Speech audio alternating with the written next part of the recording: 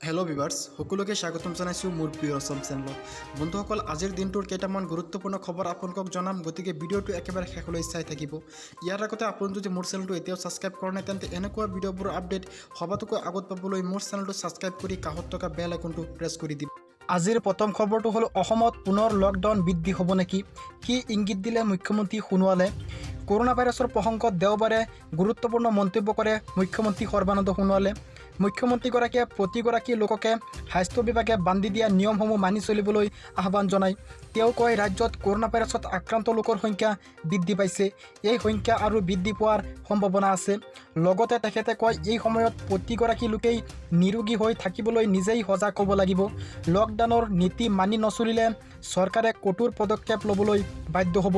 ইফালে এই সময়ত কৰোনাৰ বিৰুদ্ধে সবলভাৱে যুঁজ দিয়া লোকসকলক ধন্যবাদ জ্ঞাপন কৰে মুখ্যমন্ত্ৰীগৰাকীয়ে। তেওঁ কয়, কৰোনাৰ বিৰুদ্ধে সবলভাৱে সকলো একলগ হৈ একেলগে যুঁজ কৰিব লাগিব, তেতিয়াহে আমি জয়ী হ'বলৈ সক্ষম হ'ম।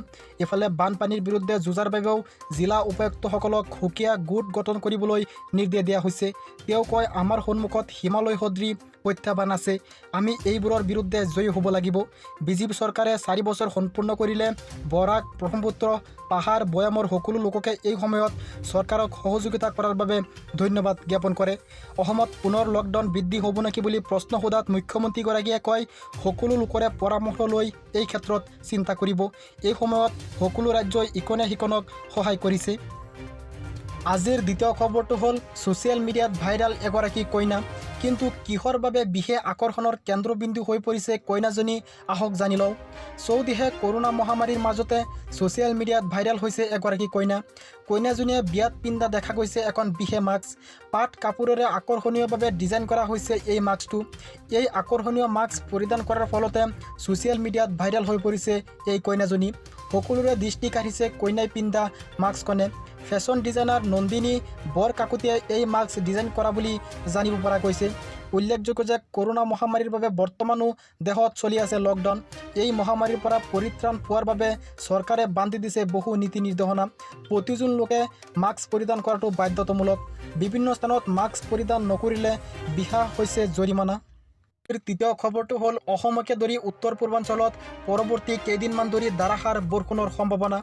অসম, অৰুণাচল প্ৰদেশ আৰু উত্তৰ পূৰ্বাঞ্চলৰ বাকী ৰাজ্যসমূহত অহা কেইদিন ধৰি ধাৰাসাৰ বৰষুণ হোৱাৰ সম্ভাৱনা আছে। ভাৰতীয় বতৰ বিজ্ঞান বিভাগে শনিবাৰে জাৰি কৰা তথ্য অনুসৰি অসম, অৰুণাচল প্ৰদেশ, মেঘালয় আৰু উপ হিমালয় অঞ্চলৰ পশ্চিমবংগ তথা ছিকিমৰ বিভিন্ন প্ৰান্তত প্ৰবলৰ পৰা অতি প্ৰবল বৃষ্টিপাত হোৱাৰ সম্ভাৱনা আছে। বতৰ বিজ্ঞান বিভাগে লগতে দক্ষিণ পশ্চিম আৰৱ সাগৰৰ ওপৰেৰে প্ৰতি ঘণ্টাত 40ৰ পৰা 50 কিলোমিটাৰ বেগত প্ৰবল স্থলবতাহ বলাৰ আগজাননী দিছে। উক্ত অঞ্চলসমূহত মাছমৰীয়াসকলক ওলাই নাযাবলৈ কোৱা হৈছে। বতৰ বিজ্ঞানে লগতে পশ্চিম ৰাজস্থান, মধ্যপ্ৰদেশ, ছত্তীশগড় পৰৱৰ্তী 5 দিনৰ বাবে গ্ৰীষ্ম প্ৰৱাহৰ সম্ভাৱনাৰ বিষয়ে আগজাননী দিছে। গতিকে ভিউৱাৰ্ছ, এইকেইটাই আছিলে আজিৰ গুৰুত্বপূৰ্ণ খবৰ। ভিডিঅ'টো ভাল লাগিলে সকলোৱে লাইক কৰিব আৰু এই ভিডিঅ'টো আপোনালোকৰ বন্ধুবৰ্গলৈ শ্বেয়াৰ কৰি দিব। ধন্যবাদ।